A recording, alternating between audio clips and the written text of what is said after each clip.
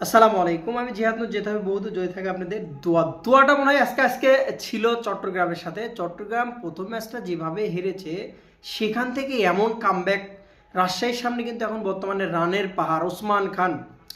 জানেন যে ওসমান খানের পারফরমেন্সের নিয়ে যদি ঘরোয়া লিগটা আপনি যদি বলেন কোনো নো টেনশন নো ডাউট সবসময়ের জন্যই সে ভালো করে, বাট জাতীয় টিমে একটু তার প্রবলেম হয় খেলতে। পাকিস্তান প্রিমিয়ার লিগেও দুইটা সেঞ্চুরি করেছিল, এর আগে বিপিএলে আসছিল সেখানেও কিন্তু সেঞ্চুরি করেছিল এবং আজকে রাজশাহীর সাথে দুর্দান্ত এক সেঞ্চুরি 46 বলে কিন্তু 100 তুলে নিয়েছে। চিটাগাংয়ের ওসমান খান এবং হায়দার আলী এখন পর্যন্ত যে অবস্থা ব্যাটিং যেভাবে ব্যাটিং চালাচ্ছে তাতে 160+ স্কোর অলরেডি হয়ে গেছে।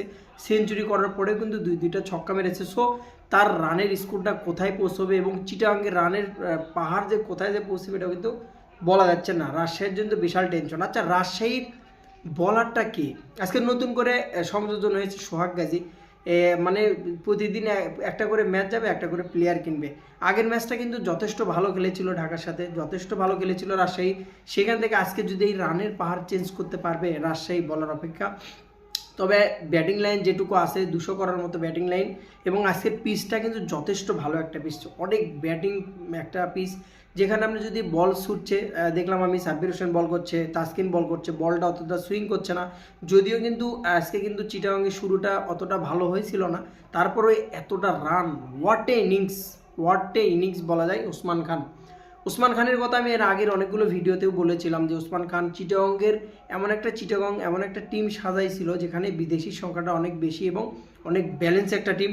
তার কিন্তু আজকে প্রমাণ কিন্তু দিয়ে দিচ্ছে। মামুর ব্যাটারদের সাথে আজকে যে রিটার্নটা ফিটাইতেছে, তো রান অবশ্যই 100%, 250 স্কোর, এটা বলার অপেক্ষায় রাখে না। কারণ এরপরের ব্যাটিং কিন্তু আছে হচ্ছে হায়দার আলী, যে আরও অনেক ভয়ঙ্কর ব্যাটসম্যান, এবং শামীম হোসেন পাটোয়ারির টাসে আছে, গেল ম্যাচে 70 করেছিল, পাঁচটা কিন্তু ছক্কা মেরেছিল। তো এই রানের পাহাড় রাজশাহী কীভাবে টপকাবে এটাই এখন দেখার বিষয়। কনগ্রাচুলেশন, যেটা আমি ওসমান খানকে নিয়ে বলবো। ওসমান খানের পাওয়ার অ্যাবিলিটি, পাওয়ার হিটিং দেখার মতো। তার যতগুলো সেঞ্চুরি, এটা নিয়ে টি20 ঘরোয়া লিগে তার 6টা সেঞ্চুরি হয়ে গেল। ইন্টারন্যাশনাল ক্রিকেটে যথেষ্টভাবে নিজেকে মেলে ধরতে না পারলেও যেহেতু মেন্টর শাহিদ আফ্রিদি, সো তার দেশি ভাই, সো অবশ্যই তার কিন্তু ব্যাটিং অ্যাবিলিটি, পাওয়ার হিটিং সম্পর্কে শাহিদ আফ্রিদি জানে। সো সেদিক থেকে অনেকটাই হেল্প পাচ্ছে। পরবর্তীতে যদি রাজশাহীকে জিততে হয় অবশ্যই কিন্তু একটা ভালো কারো একটা ক্যামিও খেলতে হবে। হয়তো বা মোহাম্মদ হারিস, পাকিস্তানের ওপেনার, সে 2টা ম্যাচ খারাপ করেছে, তারা একটা ক্যামিও দিতে হবে। তবে কিন্তু রাজশাহীর পক্ষে কিন্তু এই রানটা কিন্তু চেস করা সম্ভব, নয়তো কিন্তু কোনোভাবেই কোনো মুহূর্তে কিন্তু সম্ভব না। তবে সব মিলিয়ে যেটা বলবো যে বিপিএলের টোটাল অ্যাভারেজ নিয়ে যদি আমি বলি যে প্রত্যেকটা টিম তাদের নিজের দিক থেকে কিন্তু লড়াই করছে, শুধু ঢাকা বাদে। ঢাকার অনেকটাই পিছিয়ে বলা যায়, আপনি যদি একাদশ দেখেন সব কিছু মিলে কিন্তু অনেকটাই পিছিয়ে।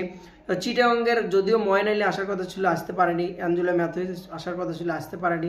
তা বাদেও আজকে নতুন একজন সংযোজন হয়েছে, সেটা হচ্ছে যে গ্রোম ক্লার্কের ইনিংসটা যদি দেখেন, 25 বছর 40, যদিও ডাউন থেকে আসে ছক্কা মারতে আউট হয়েছে, তবে ইনিংসটা কিন্তু ওসমান খান এবং ক্লার্কই কিন্তু সাজিয়েছিল। এত সুন্দর ছক্কার মহড়া এবং 4-এর মহড়া দিয়ে কিন্তু রানটা এত দূর চলে গেছে। তো এভাবে যেটার কোচ শহীদ আফ্রিদি মেন্টর, যেখানে কোচ হচ্ছে শন টেটসও, সেই টিমটাতে অবশ্যই ব্যালেন্স বা ভালো কিছু আশা করবে। চিটাগংবাসীর কিন্তু অবশ্যই এটা একটা আশা। তবে আগের ম্যাচের মতো প্যাড বা হেলমেট, আজকে ওই কি বলা যায়, হাসপাতালের হেলমেট দেখা যায়নি।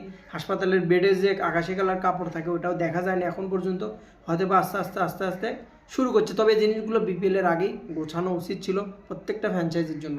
Best of luck Osman Khan, Bangladesh premier league 2025-এ ফার্স্ট সেঞ্চুরি উপহার দেওয়ার জন্য। ভালো থাকবেন।